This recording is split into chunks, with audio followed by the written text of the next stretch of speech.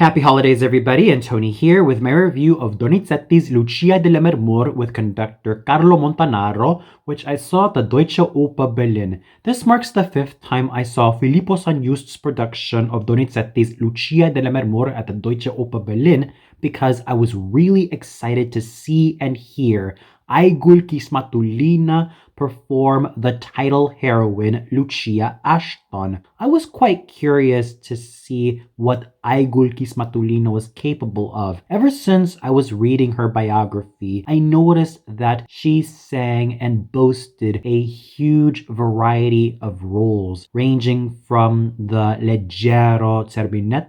all the way up to the more charged up Queen of the Night, and even to the standard coloratura soprano roles of Gilda from Rigoletto, all the way up to more lyrical roles like Melisande from Peleas et Melisande, and lest I forget about Lakme. As I witnessed her performance tonight, she was able to do an adequate job with performing Lucia. I definitely enjoyed her stage presence. She was a total seraphim on stage, totally angelic and absolutely sympathetic from start to finish. Her girlish elegance managed to make me thoroughly enjoy her performance, and she had a sufficiently lovely charisma about her that managed to make me thoroughly glued to the edge of my seat. But more than anything, her voice was also quite adequate for the role. It had that nice silvery quality to it, and she was able to sing her lines relatively well, and I will get to some of the problem spots later, but the glorious spots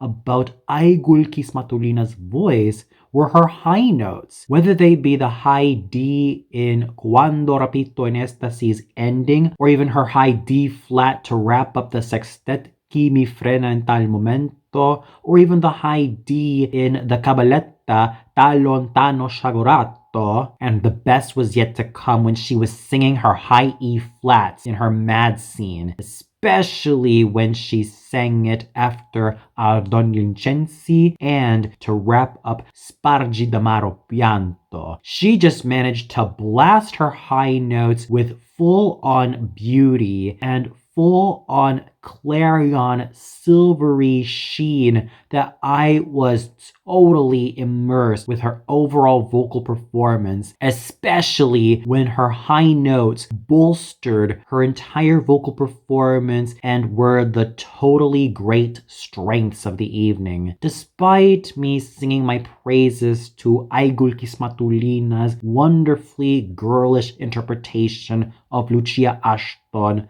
bolstered by her blazingly glorious high notes, whether they be a D flat or some Ds or even those E flats, there were reservations I had with Miss Khismatullina's voice. The most salient aspect that I was not a huge fan of was her lack of core, and that was quite evident when she had to sing some of her middle notes and low notes that came out rather inaudible. And when any lyric coloratura soprano sings Lucia Ashton, high notes are never enough. She also needs to have a good strong middle and equally good low notes. Just ask the likes of Luisa Tetrazzini, Nelly Melba, Amelita Gallicurci, Toti Dal Monte, and Mercedes Capsir, and lest I forget about Maria Barrientos and Elvira de Hidalgo. They had great strong low notes, great strong middle notes, and equally great top notes, thus making their vocal performances as Lucia Ashton totally fully realized. It was a shame that Aigul Khismatullina's core wasn't really that fully realized, and I'm sure that she could definitely be a lot better when she develops her core, engage head voice and chest voice. Yes, her top notes are there, and I can continue to keep on praising her for her great top notes, but what are great top notes without proper core, proper head voice, chest voice coordination, and an overall great technique to even bolster those said high notes? Because her vocal quality can be quite good on paper, but when they're backed up by low notes and middle notes that are quite inaudible and lack core, that's where the problems start. And because of that lack of head voice, chest voice coordination, she did resort to crooning in the mad scene. At least it was still solidly sung, but I'm sure that if she coordinates head voice and chest voice very well, her top notes will not only be a lot more secure in future performances, but also her low notes and her middle notes. If she thoroughly engages her core, thoroughly engages head voice and chest voice participation, use those chest tones, use that good head voice to make sure that her voice becomes clearer, then I'm sure that Aigul Khismatullina will be vocally better. And it also says something with other great lyric coloratura sopranos of the past, such as Renee Doria, Dolores Wilson, Ruth Margaret Putz, Anna Moffo, Colette Bocchi, Luciana Serra, and Sylvia Greenberg had way more core. And let's also not forget about the grander dramatic coloratura soprano voices found in Maria Callas, Virginia Tsayani, Joan Sutherland, Lila Gencer, Christina Deutecom, Rita Shane, and Edda Moza. Those ladies had way stronger core, way stronger middle notes and low notes, as well as greater high notes that they managed to be extremely memorable in their performances as Lucia Ashton. Aigul Khismatullina definitely has a long way to go in order to develop her core to where it needs to be, and even make sure that head voice and chest voice participation manage to be her main priority, especially when making her top notes shine a lot more and making her overall vocal quality just bloom to full fruition. While I can still salute Aigul Khismatullina for a very great job that she managed to do both vocally and theatrically, she still has to develop her core. She still has to engage head voice and chest voice to make sure that it's not only her high notes that manage to get that ring and manage to become stronger, but also her middle notes and low notes. Because I do not want to see Aigul Khismatullina's talent waste away. She does have a great future in roles like Mireille, Manon, Antonia from Le Conte of Man, Constance from Die Entführung aus dem Serail, Ilia from Idomeneo, and True Love from The Rake's Progress, Emilia de Liverpool, Matilde de Chabran, Corinna from Il Viaggio a Rams, Amira from Ciro in Babilonia, Ameneide from Tancredi, Elvira Walton from I Puritani, Rosmonda d'Inghilterra, Medora from Il Corsaro, Alzira from Verdi's Alzira, Charpentier's Louise, Leila from Bizet's Le Pêcheur de Perles, and maybe even Magda de Civri from Puccini's La Rondine and Colombina from Giordano's Il Re. The possibilities for Aigul Khismatullina are absolutely endless so long as she continues to be consistent with her technique and make sure that her voice does not waver anytime soon. All she needs to do is engage head voice and chest voice, and she will truly bloom to greater possibilities and own any prospective role that she tackles. Irene Roberts was really good as Alisa. She managed to take advantage of her sharp and steely mezzo-soprano voice to make this character come alive, and she had sufficient elegance to make Alisa a fully realized character, even though this role is quite thankless. I was extremely skeptical to hear how Ioan Otea was going to fare as Edgardo Ravenswood, given that I heard him in the more tenore leggero role of Ernesto from Donizetti's Don Pasquale 4 years ago, live streamed from the Royal Opera House. Back then, I thought his voice was quite nasal and it didn't sound that appealing to listen to. However, my skepticism melted away when I heard his his voice live at the Deutsche Oper Berlin. My goodness, did his voice bloom. There was no nasality to be found in his voice whatsoever. There was nothing that was holding him back. Sure, there was one tiny occasion where he did kind of crack in the cabaletta Ta lontana sciagurato before heading on to the second half of the opera, but that was a small dent to pay because he was able to pick himself right up and just deliver the goods in a lot of great visceral singing, even though his voice is a natural light lyric tenor. And the fact that he was able to sound a little bit more pharyngeal made him a lot more listenable than ever before. He was also charmingly charismatic, and he was able to just match that fine charisma of his with that light lyric tenor voice that can project very well throughout the theater and that can blossom and bloom with every fiber of his being. However, when it comes to greater old school tenors who have made Edgardo a fully realized character, all thanks to his vocal presence and vocal strength and endurance, I can never ever trivialize, let alone forget, the wonderful tenor voices found in Florencio Constantino, Ippolito Lazzaro, Beniamino Gigli, Frederick Jagel, Giuseppe Di Stefano, who is actually my #1 favorite Edgardo of all time, Sandor Cogna, Carlo Bergonzi, Umberto Grilli, Ottavio Garaventa, Luciano Pavarotti, and even Laios Cosma, and I dare not forget about Giacomo Lauri Volpi, Mario Filippeschi, and Franco Bonisoli, especially where Lauri Volpi's volcanic beauty, Filippeschi's sword-like might, and Bonisoli's total emotional abandon are concerned. These tenors, specifically Ippolito Lazzaro, Florencio Constantino, Beniamino Gigli, Giuseppe Di Stefano, Sandor Cogna, Franco Bonisoli, and Carlo Bergonzi all had fuller tenor voices to make Edgardo a totally virile and a totally impassioned character. Yes, Joan Otea did grow in that impassioned quality as Edgardo. However, there were times that I felt kind of scared for him because he was pushing his natural light lyric tenor voice to places where it should never be pushed, and I do fear for him. Because when he took away that nasality, when he took away those vocal inhibitions that were holding him back, Joan Otea actually had a beautiful light lyric tenor voice that was lovely for Tebaldo from I Capuleti e Montecchi,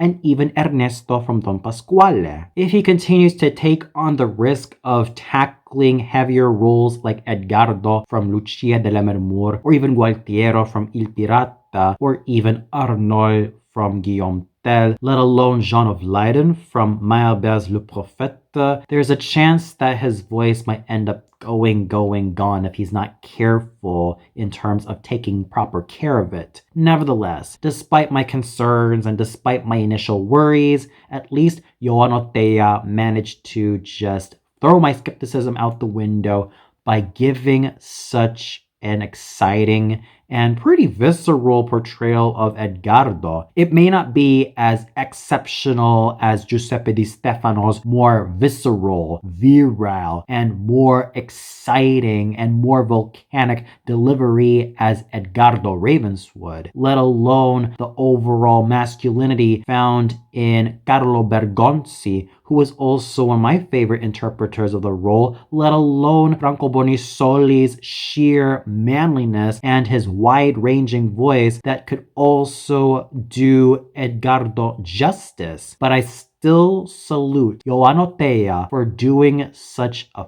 fine job, for throwing himself in this role, and for finding great moments in Edgardo Ravenswood, and even standing on his own 2 feet as a singing actor. Ya-Chung Huang used his signature character tenor / light lyric tenor voice to make Arturo Buckla, which he has been singing for many years, come to life. And there therefore, he was able to just win me over in this role, and he also owned this role, all thanks to his vocal beauty, vocal charm, and his elegant stage presence, which he managed to accomplish exceedingly well. And I'm also glad that Ya-Chung took over Andrei Danilov as Arturo, because Andrei Danilov was just way too dashing and way too heroic these days to take on such a lighter role as Arturo Buckla. If I had it my way, it would have been nice to see Andrei Danilov take on Edgardo once again, but that's a whole nother tangent. At least with Ya-Chung Huang, he was able to just sing the absolute heck out of the role and do so with finesse, charm, and sufficiently wonderful vocal beauty. Jörg Schörner struck again as Normanno. He was still vocally secure,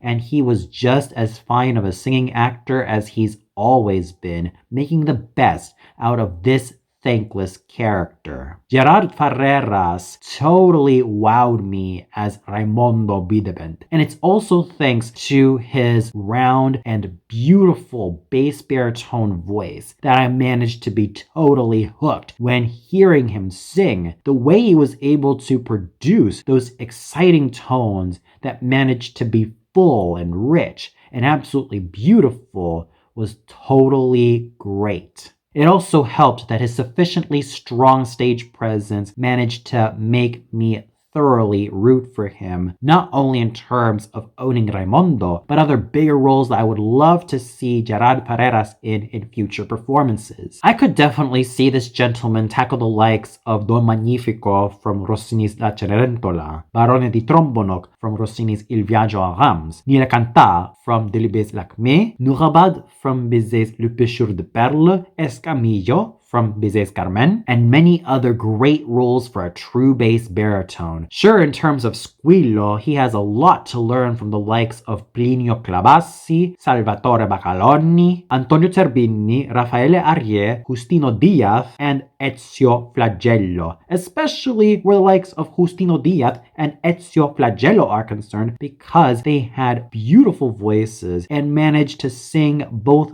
bass and bass baritone roles, and even baritone roles with enough homogeneousness in their voices, as well as great vocal technique. However, when all is said and done, Gerard Ferreras stood his ground and remained strong as a performer as Raimondo Bidebent. I was conflicted when I was listening to Michael Baghdadze as Enrico Ashton. The main issue I've always had with Michael Baghdadze as a singer was his nasality, his voice not always being totally present, and that dryness that inhibited a good number of his vocal performances. Nevertheless, he did have good top notes. He did have a rather interesting quality to it, in which it is quite suitable for all of these villainous and nasty characters like Paolo Albiani from Simon Boccanegra, and even Iago from Otello, and Enrico from Lucia di Lammermoor. There's a certain bite to Michael Baghdadze that I do enjoy, but it's kind of hampered with a voice that doesn't really travel too much, except for when he launches some exciting top notes, which were his absolute forte. Nevertheless, Michael Baghdadze still had a dashing, strong, handsome, and totally involving stage presence. Yes, when it comes to true baritones singing Enrico, I can never go wrong with the likes of Enrico Molinari, Tito Gobbi, Apollo Granforte, Domenico Viglione Borghese, Gino Becchi, Mario Tanassi, Sesto Bruscantini, Rolando Panerai, and my personal favorite of all time, Cheryl Milnes.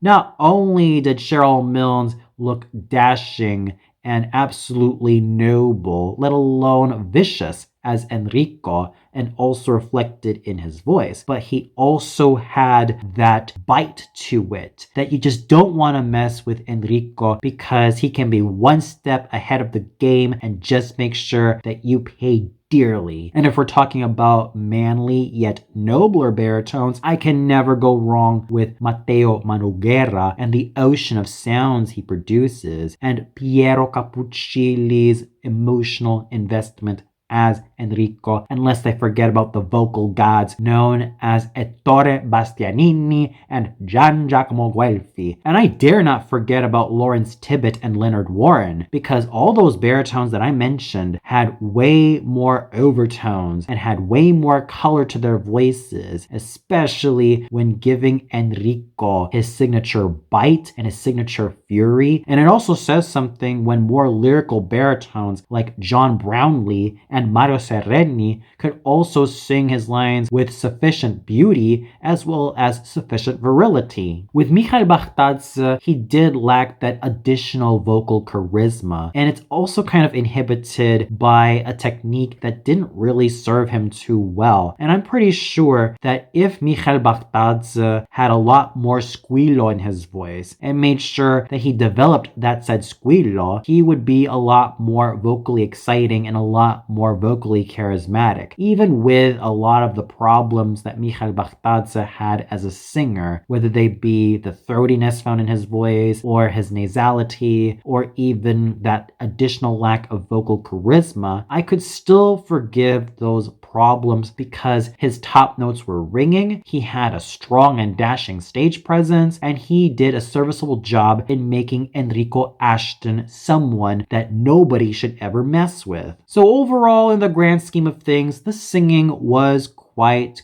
good at best, yet decent at worst. Aigul Khismatullina managed to make a good first impression on me as Lucia Ashton. She may have the wonderfully exciting top notes, but she's gotta back it up with developing her core, developing her head voice and chest voice, and making damn sure that everything from top to bottom is audible. She's got a great career and an equally great future ahead of her, so she dare not waste it. Ioan Otea was a total surprise for me, considering that his vocal growth showed by the nines. He was able to sing a lot more pharyngally than he did 4 years ago, and his voice did grow in sufficient virility, but he's gotta continue being wise with his repertoire if he is to make sure that he doesn't end up overblowing his voice with more demanding roles. At least I'm thankful that the nasality is taken away and that the maskiness seems to be diminishing with every performance that he does. And with that is a voice that is a lot more present and way more exciting than it has ever been, so long as he remains conscientious with his choice of repertoire. Mikhail Baghdadze's conflicting performance as Enrico does show two sides, one being a voice that doesn't really sound too charming,